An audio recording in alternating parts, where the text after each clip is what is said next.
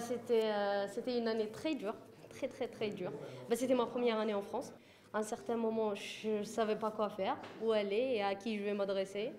Mais heureusement, il y a des gens pareils qui nous ont tendu la main. Si j'envoie un mail à 14 h, même pas à 15 h, je reçois leur réponse en disant oui, on est là, vous pouvez passer l'heure que vous voulez, on vous tient la main.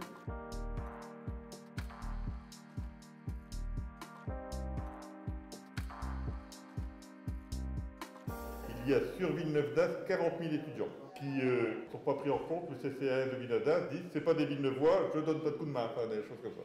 Donc on a dit on va essayer de trouver, ça a pris un peu de temps, un local qui soit pas trop loin des universités. En fait on est placé à mi-chemin, allez, il y a 5 minutes d'un côté et 5 minutes de l'autre, et on est sur campus littéraire ou sur campus scientifique. Pour la distribution alimentaire, les étudiants ils sont bien soutenus. Les Restos du Cœur, le Secours Populaire, il y a plein d'associations, les repas à 1 euro, tout ça, enfin bon, je veux dire. Mais sur le plan du logement, les associations ne s'engagent pas parce que c'est quand même un poids financier important. Le logement, il n'y a pas 36 solutions, c'est payer les loyers. L'eau est en afflux. J'ai commencé à recevoir des lettres du Crous me demandant de payer, sinon ils vont être obligés de me faire quitter le loyer. J'étais déjà à 2 mois de retard et je ne voulais pas que ça s'aggrave plus sinon parce que j'avais déjà perdu mon travail, je ne pouvais plus. J'étais aide ménagère. J'ai mes parents qui m'ont envoyé de l'argent, mais depuis la crise, donc c'était difficile. Ils ont perdu leur travail et tout, donc j'avais plus de ressources financières, c'était compliqué. Expulsion, le Crous il n'aime pas ce terme-là, mais quand même c'est la période où on renouvelle les baux pour l'année prochaine. Et si on a des retards de loyer, il y a très souvent non-renouvellement de ces baux.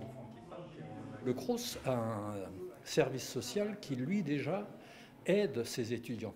Donc l'étudiant, quand il venait chez nous, on lui disait d'abord « Est-ce que tu es allé voir le service social ?» Dans notre résidence universitaire, il y a eu des affiches du Secours catholique qui nous disaient si jamais on a besoin des aides financières. J'avais une dette de 3 mois de loyer impayé et le Secours m'a aidé à combler la plus grande partie. Franchement, ça m'a beaucoup aidé. Je ne sais pas comment l'exprimer, mais voilà. Ils étaient là pour nous et en ces moments difficiles et ils m'ont dit que leur porte est toujours ouverte, donc je les remercie pour ça.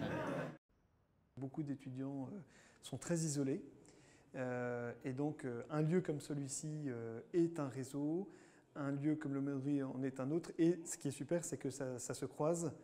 Je pense que c'est aussi une marque du Secours catholique, c'est tout un travail de relationnel auprès du Crous et auprès de toutes les associations ici villeneuvoises pour savoir qu'est-ce qu'ils pouvaient proposer de façon à renvoyer les gens aux bons endroits. Je veux dire, c'est un travail très bien senti aussi.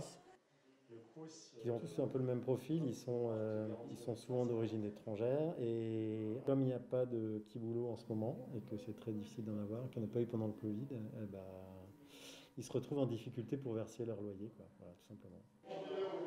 L'idée de départ, c'était effectivement de faire un appel aux dons à travers la presse. On l'a fait à travers les réseaux de chacun des bénévoles qui ont été sollicités. On l'a fait à travers le réseau des paroisses.